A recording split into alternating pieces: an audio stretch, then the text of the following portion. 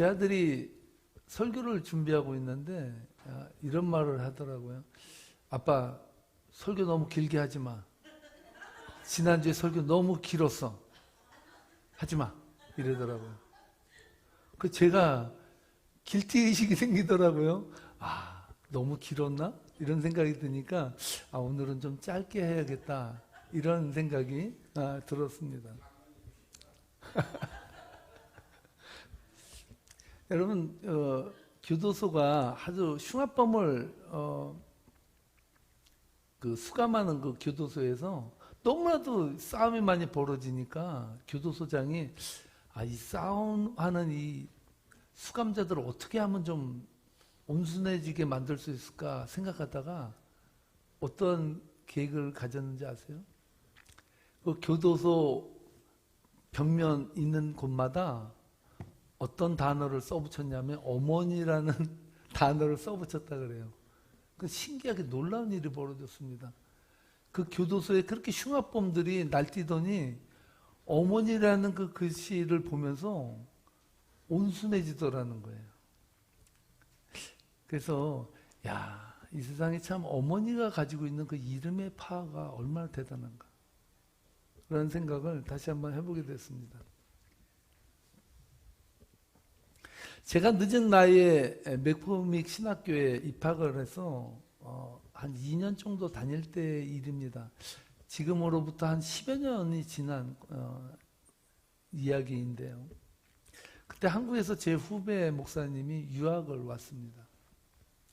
너무나도 힘든 그 유학생활, 돈도 없고 또 시간도 없고 언어도 안 되고 환경도 다른 그 생활 속에서 너무나도 힘들게 살았습니다. 그런 가운데 한 가지 기쁜 소식이 들렸습니다.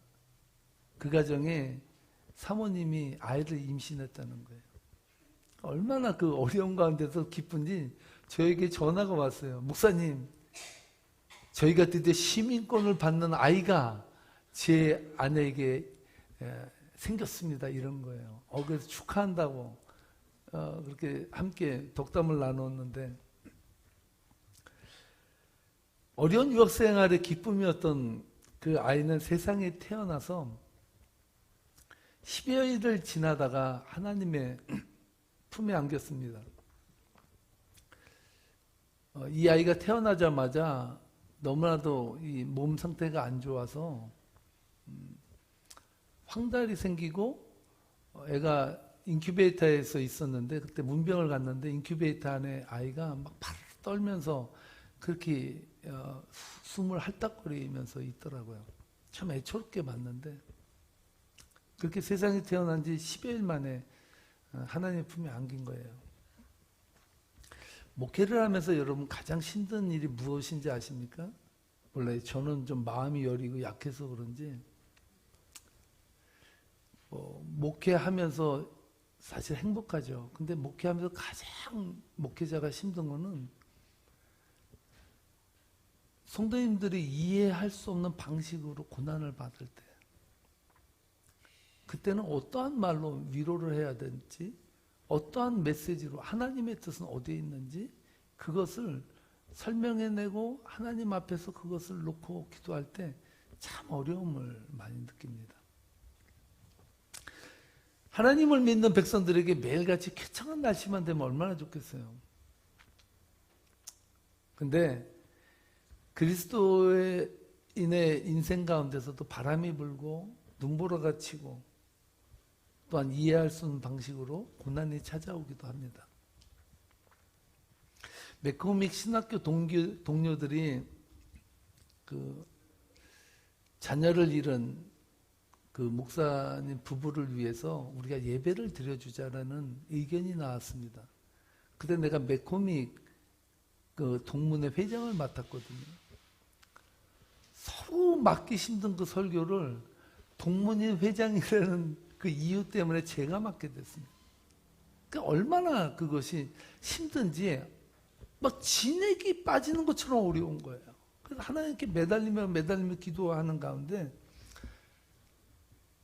제가 이사야서 49장 15절 말씀을 읽다가 이것이 하나님 주시는 메시지인가 보다라고 그 말씀을 전했는데 그 말씀의 제목이 그 손바닥에 새긴 사랑이었습니다. 그 49장 15절 말씀이 이 말씀이에요. 함께 읽어볼까요? 여인이 어찌 그 젖먹는 자식을 잊겠으며 자기 태에서 난 아들을 긍휼히 여기지 않겠느냐. 그들은 혹시 잊을지라도 나는 너를 잊지 아니할 것이라. 아멘. 그리고 그 이후의 말이 내가 그 이름을 손바닥에 새겼다라고 말씀하고 있어요. 여러분, 모성애가 얼마나 강합니까? 지난주에 말씀드렸듯이 저희 교회 문짝 수리를 위해서 일하러 오신 장로님이 문짝을 뜯으려고 할 때 어디서 난데없이 거위가 와가지고 아주 주먹이 들어갈 만큼 큰 입을 벌리면서 거위가 쫓아오는데 죽기 살기로 쫓아오더라는 거예요. 나중에 미국 교회에서 일하시는 그 분이 메일이 왔는데 그 거위는 천연 기념물이래요. 잘못 건들면 큰일 난대. 잘못하면 법적으로 책임을 물어야 될 수 있다는 거예요. 건들지 말라는 거예요. 그분이 또 하는 말이 그 거위가 그렇게 사나워진 이유가 알을 낳고 그 알이 잘못될까 봐 걱정이 돼서 막 쫓아다녔다는 거예요. 장로님이 얼마나 무서운지 도망가다가 맥도날드에 앉아가지고 커피 드시다가 도저히 안 되겠다 싶어가지고 공부를 몰래 가지고 그날 집으로 그냥 가셨다고 하더라고요. 동물의 세계에서요, 모성애는 거의 본능에 가깝다고 합니다. 동물의 세계가 유지되고 존속할 수 있는 힘이 이 모성애에 있다는 말도 하기도 합니다. 그래서 여자는 약해도 엄마는 강하다고 말하지 않습니까? 그 바스비오, 다음에 제가 설교 가운데 이야기할 것 같은데요. 바스비오에 화산이 폭발했을 때 그때 화산재 나온 것 중에 가슴이 찡했던 그 화석 중에 하나가 어머니가 아이를 그 들어오는 그 화산재를 막기 위해서 몸으로 그 아이를 감싸고 그대로 화석이 된 그 화석이 가슴을 제일 찡하게 하는 화석 중에 하나였다고 합니다. 여러분, 북극곰 아시죠? 북극곰은 한겨울 굴 속에서 새끼를 낳는다고 합니다. 근데 어미는 새끼를 낳고 이듬해 봄까지 굴 밖으로 한 발짝도 나오지 않습니다. 그러니 어미는 음식을 못 먹은 채 젖을 먹이며 새끼를 키워낸다는 거예요. 이듬해 봄이 되면 어미 북극곰은 몸이 바짝 마른 상태로 굴 밖으로 나온다고 합니다. 자기 새끼 곰에게 자양분을 주고 몸이 완전히 비쩍 마른 상태로 봄을 맞이해서 나온다는 거예요. 배고픈 북극곰 어미는 굴 속에서 나오자마자 하는 일이 있는데 뭔지 아세요? 새끼가 싼 그 배설물을 먹는 일이라고 해요. 왜 그럴까요?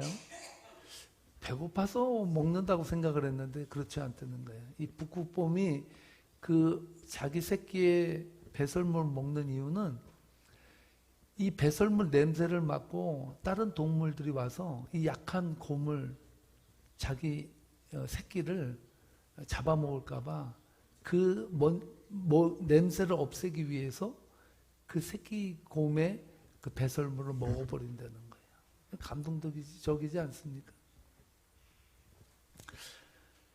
그럼 모성애가 얼마나 강한지를 단적으로 말해주는 이야기입니다. 그런데요, 성경은 모성애보다 더 강한 하나님의 사랑을 이야기하고 있어요. 이사야 선지자를 통해서 하나님이 어떤 사람이냐, 여인이 어찌 그 젖먹는 자식을 잊겠으며 자기 태에서 난 아들을 긍휼히 여기지 않겠느냐. 그러면서 그 다음 말씀이 뭐예요? 그들은 혹시 잊을지라도, 그 부모는 자식을 잊어버릴 수 없지만 서로 만약에 있다고 한다면, 있다고 할지라도 나는 너를 잊지 않을 것이다. 너를 손바닥에 생겼고. 그래서 그 말씀을 통해서 함께 위로를 받은 적이 있습니다. 여러분은 하나님의 그 사랑이 모성애보다 강하다는데 동의하십니까? 이해가 가세요?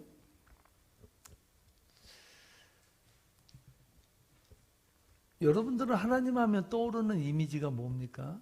여러분 하나님 아버지 생각하면 뭐가 생각납니까? 어떤 분은 하나님 아버지라는 말을 들으면 회초리가 생각난다는 거예요.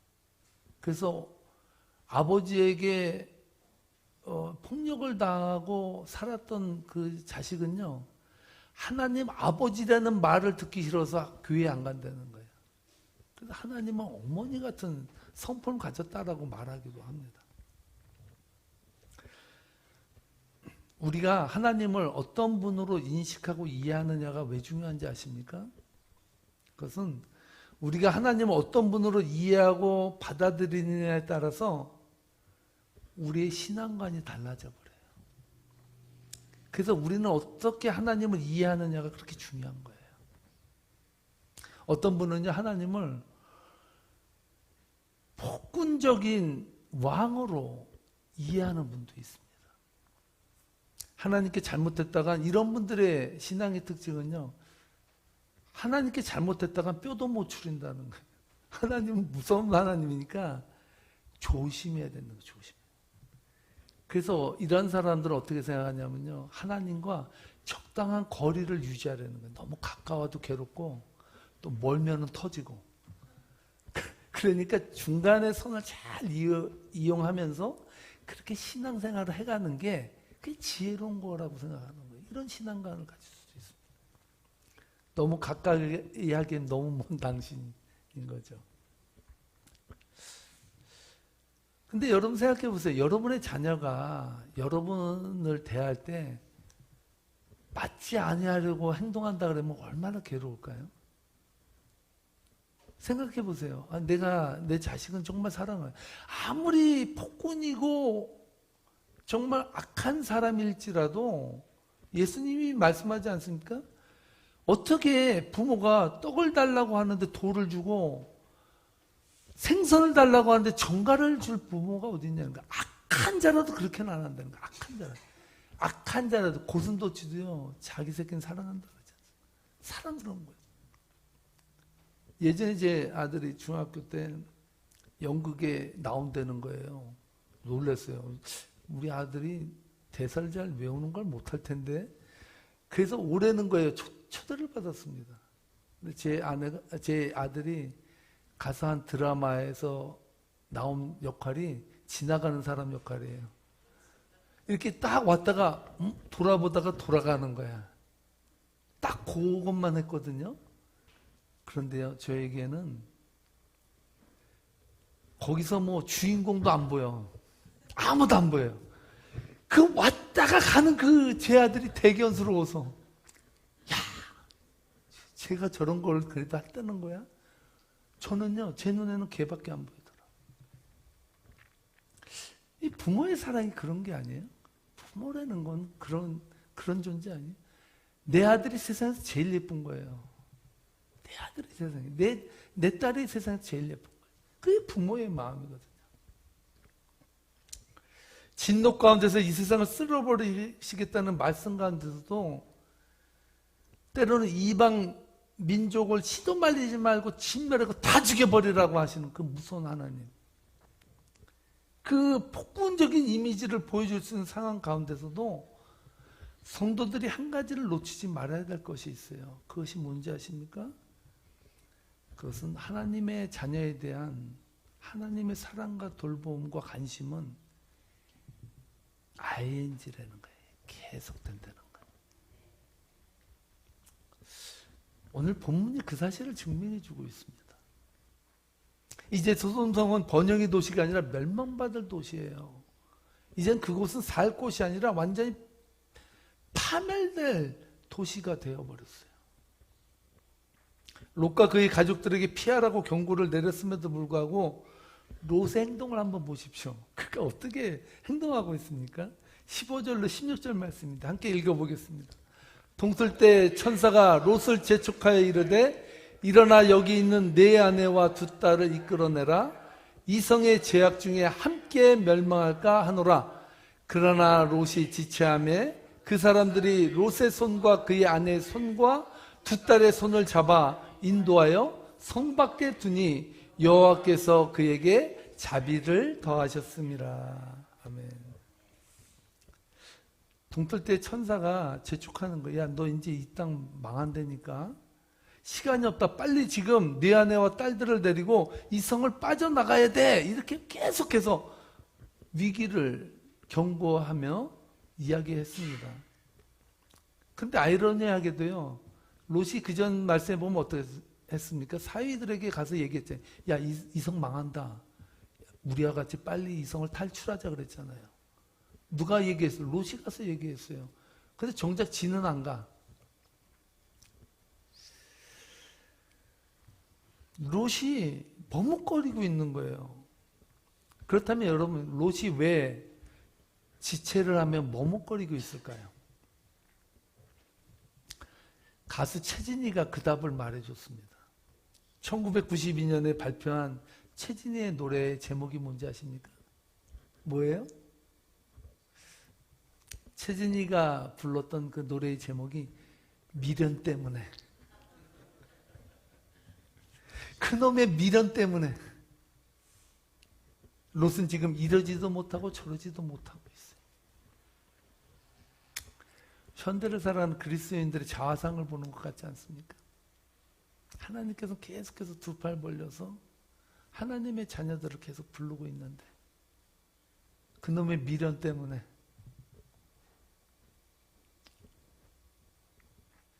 롯이 아브라함을 떠나 강남 땅에서 벌어들인 돈이 얼마나 많으면 지금 완전히 멸망당할 소돔성을 바라보며 떠나지를 못합니까?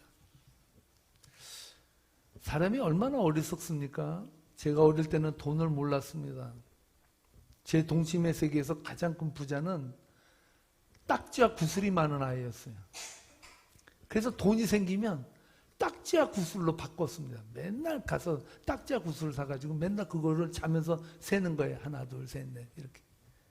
그때 또 새 구슬은 또 유리 구슬에 20배를 쳐줘서 20개를 또 내야 돼요. 지금 생각해 보니까 그게 베어링이 되더라고요. 그런데 머리가 크고 나서 알게 된 사실이 구슬과 딱지는 물물교환 가치가 없다는 걸 제가 깨닫게 됐습니다. 그때부터 뭐니 해도 머니가 최고라고, 돈이 최고인 것을 알았습니다. 저희 집이 다 망하고 나서 저희 누나와 함께 자취를 하는데 그럴 때가 있지 않아요? 쌀도 떨어지고 아무것도 없는데 배는 고파. 근데 돈이 없는 거예요. 그래서 방바닥에 그 장롱은 보통 밑에 뭐 이상한 먼지들이나 뭐 지우개나 연필이나 많이 들어가 있잖아요. 제가요 막대기를 가지고 그 밑에 장롱 밑을 막 한번 이렇게 뒤진 거예요. 뒤졌는데 100원이 나왔어요. 100원이. 야, 저에게는 이 생명과 같은 이 100원인데 그 100원을 가지고요 고민을 했어요. 무슨 고민했는지 아세요? 이 100원으로 뭐를 살까? 그때 제가 내린 결론이 뭔지 아세요? 100원 가지고 뭘 했을 것 같아요? 뭘 샀을 것 같아요? 어떤 사람 그러더라고요. 목사 될 상이니까 헌금했겠지. 가간치도 안 해. 그럼 말도 안 돼. 예? 너무 배가 고픈데 사 먹고 싶은데 뭘 살까 생각하다가 제가 산 게 쥐포였습니다. 왜 배는 고픈데 쥐포를 샀을까요? 쥐포는 그래도 남의 살이잖아요. 남의 살을 뜯어먹는 거잖아요. 남의 살을. 그래서 쥐포를 사다가요. 제가 10분은 가까이 아마 찢어 먹었을 거예요. 쥐포를 가지고. 그걸 음미하면서. 그렇게 쥐포를 먹은 적이 있습니다. 그때 제가 생각한 게 있습니다. 돈이 중요하구나. 인생 살아가면서 돈 없으면 참 서글프구나 라는 생각을 했어요. 하나님도 그 사실을 아세요. 그래서 돈과 하나님, 물질과 하나님을 겸하여 섬길 수 없다고 말할 때 그 말을 뒤집어서 말하면요, 하나님과 견줄 만한 게 물질이에요. 물질 없으면 힘들고요, 물질 없으면 정말 괴롭습니다. 그래서 제가 고등학교 때 저희 교회에서 연극을 하는데 그 연극에서 나온 노래가 있었는데 그 노래가 돈타령이었어요. 지금도 그게 잊어먹질 않는데 그 돈타령이 노래가 어떻게 시작되냐면 이래요. 개같이 벌을 했다 돈만 벌어라. 더러운 돈 좋아하네 돈만 벌어라. 새돈 헌돈 따로 있나 돈만 벌어라. 아무거나 시키세요 돈만 벌어라. 인정 찾고 양심 찾고 개소리들 떨마로 정승처럼 쓰면 되지. 돈만 벌어 돈만 벌어 돈만 벌어라. 아멘. 이러는 거예요. 이 노래가 왜 그렇게 즐거웠냐면 아니 입에 착착 달라붙더라고. 너무 착착 달라붙어. 예전에 들은 이야기인데 진짜인지 가짜인지 몰라요. 그것을 희화해서 얘기했는 건지 몰라요. 근데 어떤 돈을 좋아하는 돈 많은 부자가 돈 때문에 죽을 수가 없는 거예요. 그래서 너무 돈에 대해서 집착을 하고 애착을 하다가 자녀들에게 이렇게 유언을 했다고 합니다. 야, 내가 죽으면 너희들이 나머지 다 갖고 5천만 원만 좀 관에다 묻어달라고. 내가 돈 냄새 맡으면서 내가 가고 싶다. 자식들이 효자라 회의를 했다는 거예요. 어떻게 할까? 아버지가 이렇게 유언을 하시는데 돈은 넣어줘야겠고, 가만히 생각해보니까 이 돈 넣었다가는 터벌꾼을 돈 냄새 맡고 완전히 아버지 관을 그냥 뒤집어 엎을 것 같더래. 이들이 얼마나 지혜롭고 효자인지 어떻게 했는지 아세요? 가짜 5천만 원짜리 어음 증서를 넣어드렸대. 예수님의 예화 중에 이런 말씀이 있습니다. 어떤 부자가 한 해에 소출이 너무 많아서 고민이 되었습니다. 고민 끝에 창고 하나를 더 지기로 한 거예요. 너무 소출이 많아서 도저히 이 많은 소출을 넣을 수가 없는 거예요. 그래서 창고를 하나를 더 져야겠다 이렇게 생각을 했다. 예수님께서 이 말씀에 대해서 어떻게 얘기하시냐면, 사랑하는 자야, 오늘 밤 내 영혼을 내가 찾으리니 그러면 네 돈이 네 것이 되겠느냐.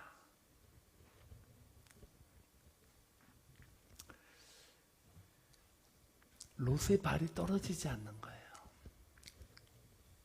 자신의 사야 될 사람에게도 이 세상은 지금 소돔상은 망해. 지금 우리가 살고 있는 곳은 망해. 그러니까 빨리 우리가 탈출하자고 말했는데도 불구하고 정작 롯은 발이 안 떨어지는 거예요. 발이 안 떨어져. 마음은 알겠는데, 내가 하나님의 그 말씀은 마음으로는 이해하겠는데 몸이 안 가는 거예요. 몸이. 이때 하나님께서 어떻게 했는지 아세요? 롯을? 참 저는 여기서 여러분 상상을 해보세요. 성경의 말씀은요, 여러분 그냥 읽지 말고 여러분의 상상의 나래를 피면서 하나님의 그 영감을 얻어야 돼요. 그래야 하나님 말씀이요, 살아있는 말씀으로 움직여요.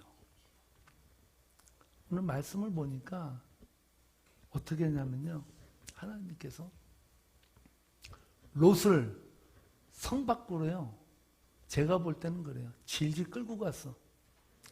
도저히 발이 안 떨어지는 거예요. 이 소돔성에 있어야 된다라는 그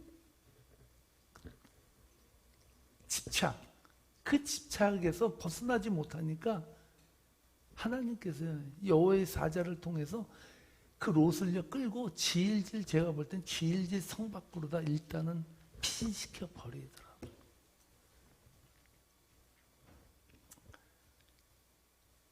본문의 기자는 이 대목에서 뭐라고 말하니까 16절에 다시 한번 읽어볼까요? 읽어보겠습니다. 그러나 롯이 지체함에 그 사람들이 롯의 손과 그 아내의 손과 두 딸의 손을 잡아 인도하여 성 밖에 두니 여호와께서 그에게 자비를 더하십니다. 롯이 구원함을 얻은 이유는 롯이 거기 있는 사람들보다 더 인격적으로 좋고 믿음이 좋고 은혜롭게 살아서 하나님께서 롯을 구출하는 게 아니에요. 롯도 똑같이 지체하고 집착하고 이 세상의 물질과 번영과 이 세상에서의 성공, 그 가도를 향해서 끊임없이 걸어가는 일개의 사람들 중에 한 사람이에요. 성경의 어느 곳에서도 롯이 하나님 보시기에 아름다워서 좋아서 끌고서 성 밖으로 끌고 왔다고 말씀하지 않아요. 그를 끌고 성 밖으로 하나님은 가게 하셨다는 사실입니다. 여러분, 이게 사랑 아닌가요? 아직도 소돔성에 미련이 남아서 그 자리를 뜨지 못한 롯과 그의 가족들을 강제로 끌어서 성 밖으로 끌어내신 하나님을 통해서 누가 무서운 하나님을 연상할 수가 있을까요? 본문은 이 대목에서 하나님께서 그에게 자비를 더하셨다라고 말씀하고 있어요. 이야기는 여기서 끝나지 않습니다. 제가 여기서 본문을 끝냈으면 설교의 제목을 미련 때문에라고 지으려고 그랬어요. 그런데 여기서 끝나지 않는다는 것을 느껴서 다음으로 넘어갔습니다.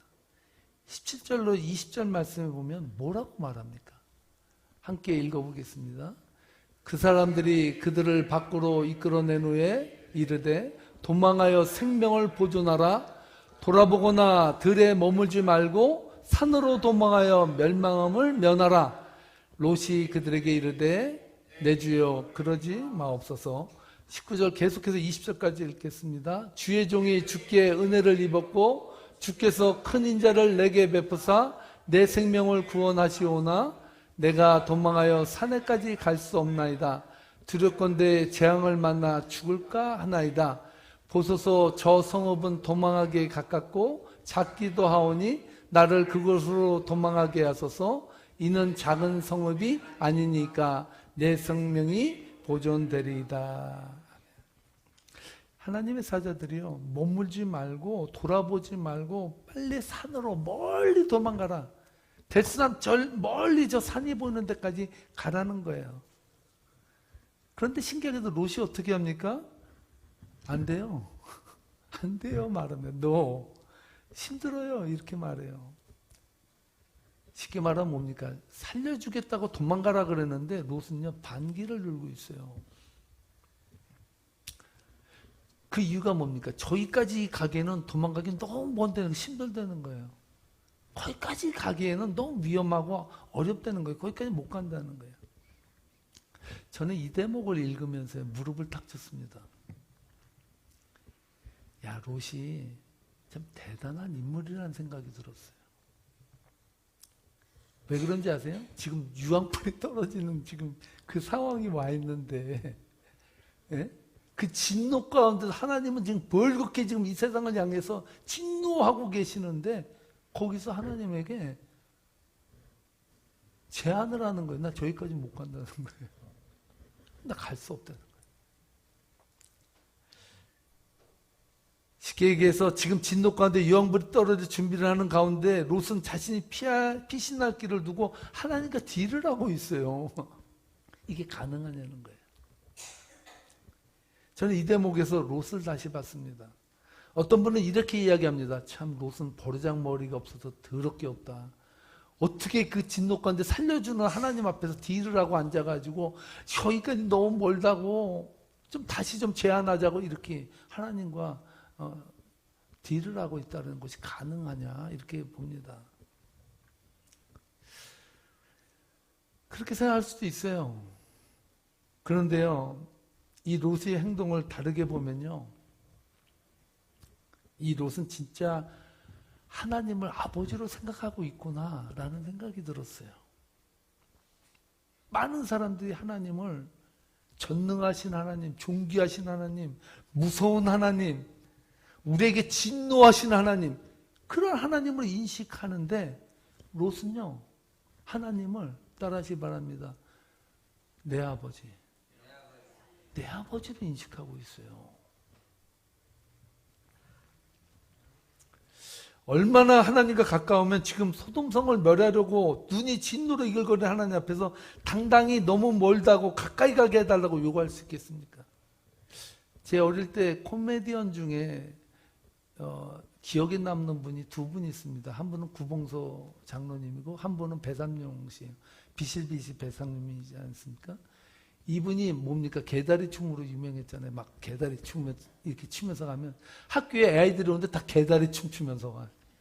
그 정도로 그분들이 유명했는데 이분이 하는 한 코미디 프로그램 중에 뭐가 있었냐면요. 수영장인데 수영장 매표소에서 표를 파는데 7, 8명이 표를 사려고 기다리는 거예요. 그런데 한 사람이요. 돈도 안 내고 안에다가 쑥 손을 집어넣는 거예요. 그랬더니 그 매표소에서요. 표하고 돈이 나온 거예요. 돈을 쥐어준 거예요. 그래서 그 돈을 쥐어주고 간 거예요. 두 번째도 돈을 내는 게 아니라 손을 집어넣는 거예요. 그 손을 집어넣었더니 표랑 돈을 또 주는 거예요. 세 번째까지 다 그렇게 하니까 네 번째는 어떤 마음이 들겠습니까? 이거 봐라. 이거 장난이 아니네. 이거 좋은 기회네. 이 사람 생각하고요. 이 사람도 똑같이 매표소 그 창구에다가 손을 딱 내밀었습니다. 그때 어떤 일이 벌어졌는지 아세요?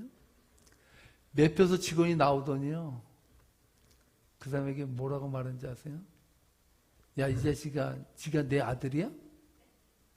야, 쟤들은 아들이니까 내가 표랑 돈하고 주지만 니는 뭔데 나한테 돈 달라고 손을 드는 거야? 돈 내!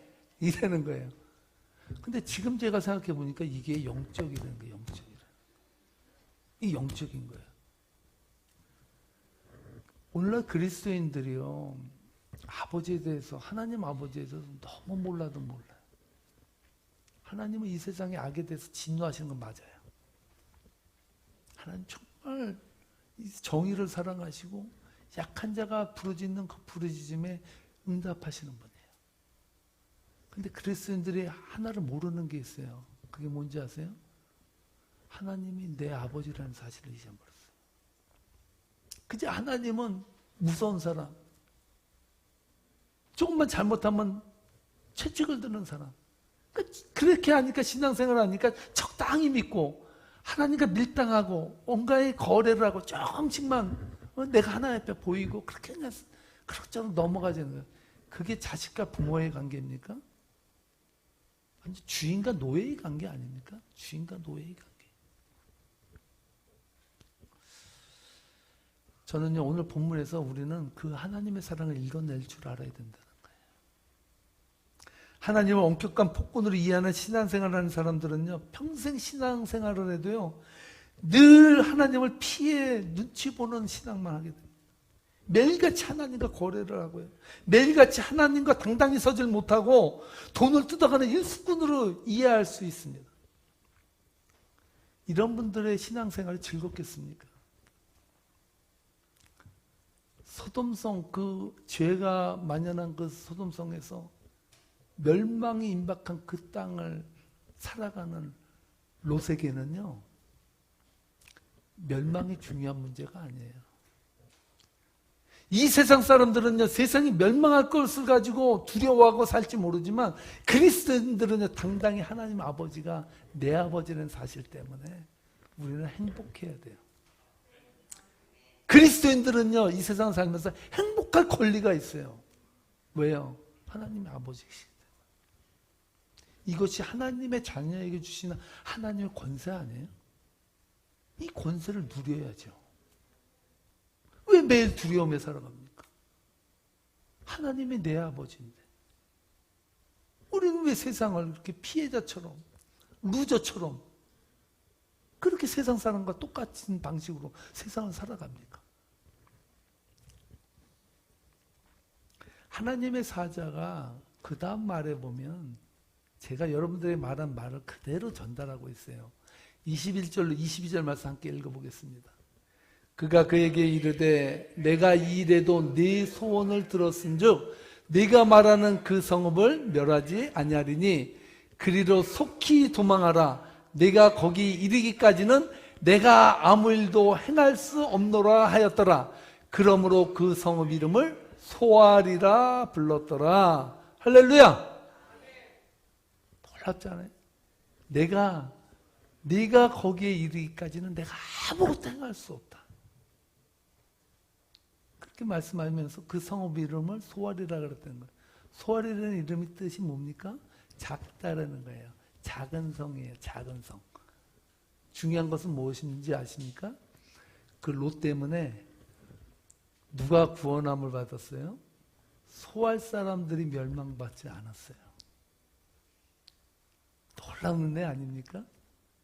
쉽게 얘기하면 뭡니까? 하나님 자녀의 권세는 하나님을 믿지 않는 자들에게도 하나님의 자녀가 함께 거하는 그 자리가 따라하시 바랍니다. 구원의 땅. 구원의 땅이 되는 거예요. 구원의 땅. 이 권세 아니에요? 권세? 이게 놀랍지 않아요? 하나님 그런 하나님이라는 거예요. 그러니까 하나님한테 기도할 때 들어줄까 안 들어줄까 이걸 가지고 딜하고 하는 사람들은 안 들어줘요. 그런데 하나님이 내 아버지라는 그 당당함을 가지고 그 권세로 하나님 앞에 기도하는 자들은 세상이 감당하지 못한다는 사실.